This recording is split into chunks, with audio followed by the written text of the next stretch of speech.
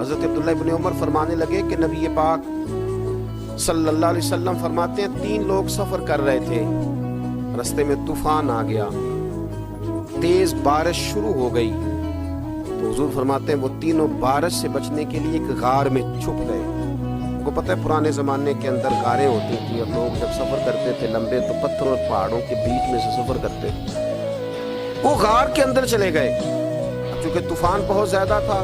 جب وہ غار کے اندر چلے گئے تو اللہ کے پیارے حبیب صلی اللہ علیہ وسلم فرماتے ہیں پتھر اوپر سے لڑکتا ہوا آیا اور غار کے منہ کے آگے آ کے اس نے غار کو بند کر دیا۔ اتنا تیز اور اس مضبوطی کے ساتھ وہ پتھر لگا اور اتنا صحیح فٹ ہوا کہ اندر روشنی آنی بھی ختم ہو گئی۔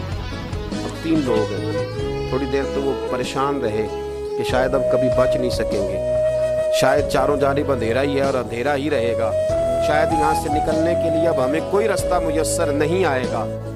وہ پہلے تو پریشان ہوئے، پھر کہنے لگے یار اس طرح کرو، ذرا غور کیجئے گا میری بات۔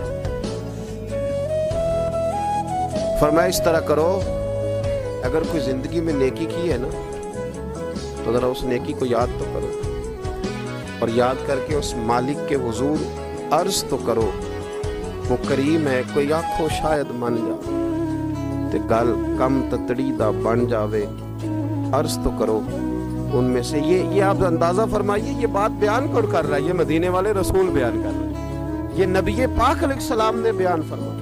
یہ وہ کہانی ہے جو ہمیں ہمارے نبی پاک نے سنائی، رسول کریم علیہ السلام نے ہمیں بتلائی، یہ داستان محبت۔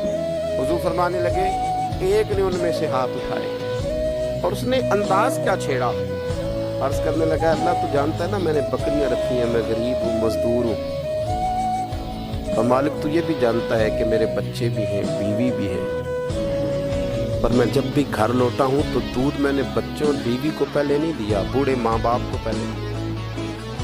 اللہ میں نے ان کے ساتھ ہمیشہ کرم کے بازو کھول کر معاملہ کیا۔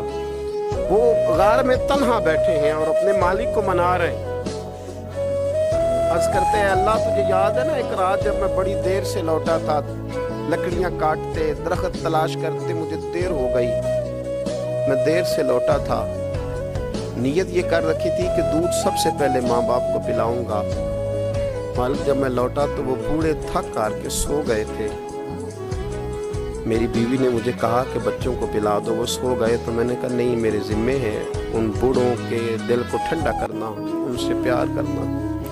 اللہ بیوی مانگتی رہی، بچے طلب کرتے رہے، میری ٹانگوں میں گھومتے رہے، بار بار آتے رہے، اور میں نے دودھ نہیں پلایا۔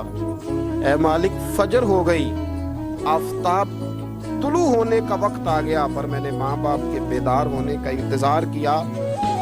اے اللہ تو جب اٹھے تو ان کی آنکھوں میں جو میرے لیے دعا تھی اور ان کے سینوں میں جو میرے لیے کرم تھا، اگر تیری بارگاہ میں وہ نیکی قبول ہے تو مالک پھر رحم فرما، نہ اس مشکل سے آسانی عطا فرما۔ سنو سنو، رسول کریم صلی اللہ علیہ وسلم فرماتے ہیں کہ اس بندے کی دعا مکمل ہوئی تو پتھر تھوڑا سا سرک گیا، اور اتنا سرکا کہ آسمان نظر آنے لگا۔ جس نے ماں باپ کو منایا ہے، ان سے پیار کیا ہے، پھر یہی بات وسیلہ بن جائے گی رب کے ماننے، پھر یہ وسیلہ بنے گی اللہ اس سے مان جائے۔ پھر رسول کریم صلی اللہ علیہ وسلم فرمانے لگے،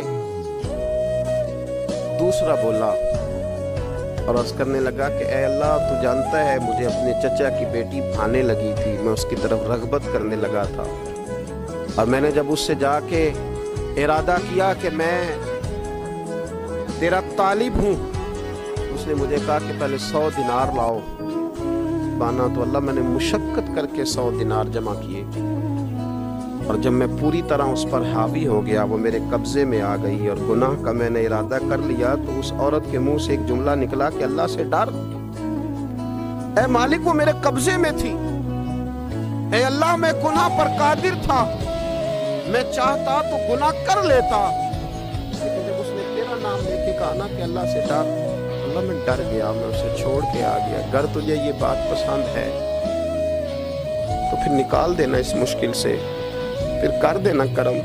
اللہ میری بھی تو چڑھتی جوانی تھی نا، میں بھی تو سب کچھ کر سکتا تھا، پر تیرے لیے तेरी खातिर मैं लज्जत गुनाह से बाज रहा तो अल्लाह तू रहमत फरमा दे। हुजूर फरमाते हैं उसकी दुआ मुकम्मल हुई थी कि पत्थर थोड़ा और सिरक गया। फिर तीसरा बोला और उसने बोल के कहा अल्लाह एक मजदूर को, एक दिहाड़ीदार को, एक गरीब को मैंने काम पे रखा हुआ था, ये तेरा और मेरा राज है अल्लाह। वो मजदूर, वो दिहाड़ीदार मेरे पास काम पे लगा था, कुछ चावल मैंने उसकी उजरत मुकर्रर कर दी कि तू काम मुकम्मल करेगा तो मैं तुझे दूंगा। तो जब उजरत लेने का वक्त आया तो वो बिगड़ कर नाराज होकर चला गया। मैं उसे ढूंढता रहा, वो मुझे मिला नहीं। मैंने उसके चावलों की कीमत कारोबार में इन्वेस्ट कर दी, उसका थोड़ा सा सरमाया, पर मैंने खाया नहीं। फिर वो उससे मैं कारोबार करता रहा और इतना कारोबार किया कि बहुत सारी गायें और उनके चरवाहे तैयार हो गए। वो सालों के बाद लौटा।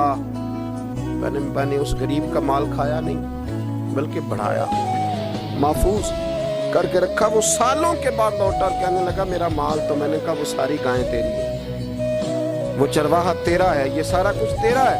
कहने लगा तुझसे मजाक करता है, मैं गरीब कहाँ और गाँव इतनी बड़ी गायें कहाँ, तू मजाक करता है। तो मैंने कहा मजाक नहीं, मैंने अपने रब से डर के तेरे माल की हिफाजत की, ये तेरा है।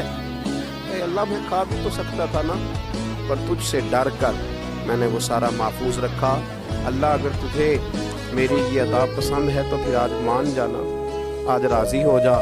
अल्लाह के रसूल फरमाते हैं उसकी दुआ मुकम्मल हुई थी कि पत्थर लुढ़का और उनके लिए रास्ता बन गया। वो बाहर आ गए तो हुजूर ने हमें बतलाया कि वो तुम्हारी नेकियां जो छुपी हुई हैं, वो तुम्हारी नेकियां जो तुमने खालिस अल्लाह की रिज़ा के लिए की है, उन नेकियों, उन आमाल का वसीला भी तुम्हारे रब के मानने का जरिया बन जाएगा।